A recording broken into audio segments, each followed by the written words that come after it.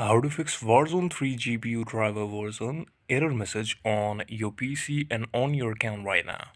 For this, if you're using it on the website of Call of Duty Modern Warfare 3 2023 or 24, you will see this game link.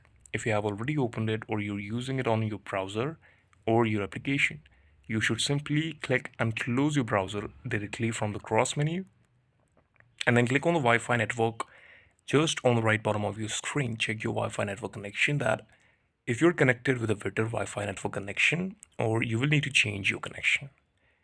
After doing this thing, exactly, you need to click on the start button of your left bottom of screen, that is start button.